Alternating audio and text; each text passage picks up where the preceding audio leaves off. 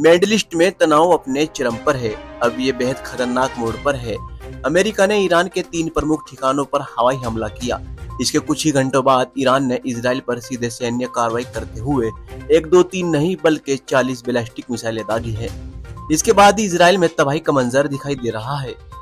America के राष्ट्रपति Donald Trump ने ईरान की न्यूक्लियर साइट को निशाना बनाने के बाद कहा कि अगर ईरान ने शांति का रास्ता नहीं अपनाया तो ऐसे हमले जारी रहेंगे। भले ही ईरान का फादो न्यूक्लियर सेंटर अमेरिका ने बारूद से पाट दिया हो, लेकिन ईरान पीछे हटने के मूड में नहीं है।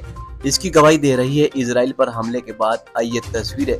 ईरान की सरकारी मीडिया ने पुष्टि की है कि ईरान की ओर से किए गए इस हमले में बन गुरियन अंतर्राष्ट्रीय हवाई अड्डे, जैविक अनुसंधान केंद्र और लॉजिस्टिक बेस और कमांड एंड कंट्रोल सेंटर को निशाना बनाया गया। मिसाइलों में लंबी दूरी तक मार करने वाली ठोस और तरल ईंधन वाली तकनीक का इस्तेमाल किया गया। ईरानी हमलों के बाद यरूशलेम और अन्य इलाकों में सायरन बजने लगे और तेज धमाकों की आवाज सुनाई गई। इजरायली सेना ने बयान जारी कर बताया कि उसने ईरान से दागी गई बैलिस्टिक मिसाइल को पहचान लिया है और वायुसेना उन्हें रोकने के लिए काम भी कर रही है। एक मिसाइल हाइफा शहर में आकर गिरी और वहां सायरन नहीं बजा। ये बात हैरान कर रही है कि आखिर हाइफा शहर की ओर से आ रही मिसाइल को Israeli air defence system intercept कैसे नहीं कर पाया। यहाँ सायरन फेल कैसे हो गया और मिसाइल सीधा शहर में आकर गिर गई। इजराइल की सेना इस बात की जांच पड़ताल में लगी है कि आखिर हाइफा में सायरन फ्लेयर कैसे हुआ।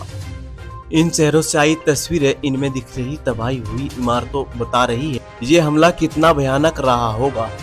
इजरायली आपातकालीन सेवा मगन डेविड एडमेम ने बताया कि मिसाइल हमलों में अब तक के 16 नागरिक घायल हुए हैं। देश भर में तेज धमाके सुनाई दिए और मेडिकल टीमें इलाकों में रवाना की गई है। सरकार ने प्रभावित इलाकों में नागरिकों से कहा कि वे बम शेल्टरों में रहें और अगली सूचना तक बाहर बिल्कुल न निकले।